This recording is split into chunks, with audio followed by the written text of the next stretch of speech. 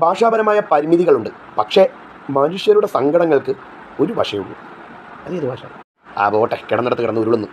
എൻ്റെ ഇംഗ്ലീഷിൻ്റെ വ്യാകരണം തിരയുന്നവരോട് വെറുപ്പില്ല, മെച്ചപ്പെടുത്താൻ ശ്രമിക്കും. MA Rahim, member of parliament. English, Hindi തുടങ്ങിയ ഭാഷകളിൽ യാതൊരുവിധ അറിവുമില്ലാത്ത ഈ വ്യക്തി എങ്ങനെയാണ് ഒരു പാർലമെൻറ്റിൽ കേരളത്തിന് വേണ്ടി സംസാരിക്കുന്നത്?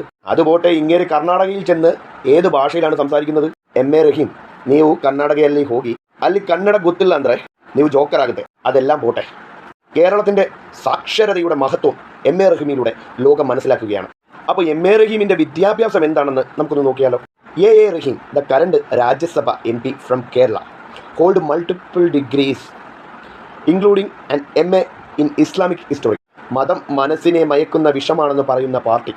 MA in Islamic history from university of Kerala and എന്താണ് LLB from Kerala law academy. പിന്നെ വേറെ ഒരെണ്ണം കൂടി ഉണ്ട്, ജേർണലിസം ഡിപ്ലോമ. കേരളത്തിലെ ലോ അക്കാഡമിക്ക് നേരെ വിരൽ ചൂണ്ടുന്ന രീതിയിലുള്ള ചോദ്യങ്ങളാണ് ശിവൻകുട്ടിയുടെയും AA റഹീമിൻ്റെയും ഒക്കെ അഡ്വക്കേറ്റ് പഠനം. അപ്പോൾ AA റഹീമിൻ്റെ എഡ്യൂക്കേഷണൽ ബാക്ക്ഗ്രൗണ്ട് ഇങ്ങനെയാണ്.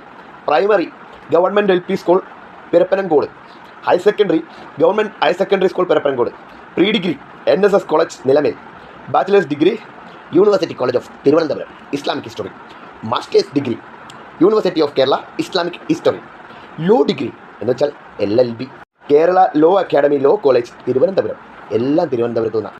ഡിപ്ലോമ ജേർണലിസം ഭാരതീയ വിദ്യാഭവൻ തിരുവനന്തപുരം, അതും തിരുവനന്തപുരം. ഞങ്ങൾക്ക് മതമില്ല, മതം മനസ്സിനെ മയക്കുന്ന വിഷമാണെന്ന് പറഞ്ഞു നടക്കുന്ന ഒരു പാർട്ടിയുടെ നേതാവ് continuing research in Islamic history at the university of Kerala. Kerala സർക്കാരിൻ്റെ വിദ്യാഭ്യാസ സ്ഥാപനങ്ങളെയെല്ലാം ചോദ്യം ചെയ്യപ്പെടുകയാണ്. ഇംഗ്ലീഷ് ഒരു വാക്ക് കറക്റ്റായിട്ട് സംസാരിക്കാൻ പോലും അറിയാത്ത വ്യക്തിയാണ് മാസ്റ്റേഴ്സ് ഡിഗ്രിയും റിസർച്ചും ഡിപ്ലോമയും എല്ലാം ചെയ്തു എന്ന് പറയുന്നത്. തിരുവനന്തപുരത്തുള്ള എല്ലാ വിദ്യാഭ്യാസ സ്ഥാപനങ്ങളുടെയും സാക്ഷരത, എഡ്യൂക്കേഷൻ്റെ ക്വാളിറ്റി ചെക്ക് ചെയ്യേണ്ടതാണ്.